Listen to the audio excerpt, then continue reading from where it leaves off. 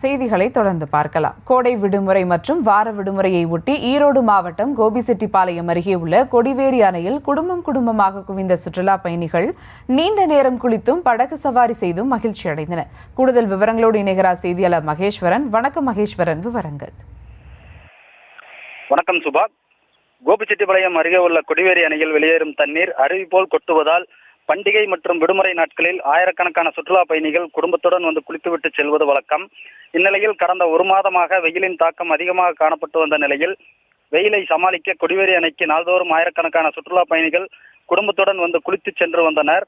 இதனையடுத்து இன்று ஞாயிறு விடுமுறை தினம் என்பதாலும் பள்ளி குழந்தைகளுக்கு கோடை விடுமுறை இன்னும் சில நாட்களே உள்ள நிலையில் கொடிவேரி அணைக்கு இன்று காலை முதல் பல்வேறு மாவட்டங்களிலிருந்து வரத் தொடங்கிய ஆயிரக்கணக்கான சுற்றுலா பயணிகள் அணையில் குவிந்து அருவியில் குளித்தும் உற்சாகமாக குளித்து மகிழ்ந்தனர். மேலும் பரிசல் சவாரி செய்தும் விடுமுறையை மகிழ்ச்சியாக கழித்துவிட்டு சென்றனர்.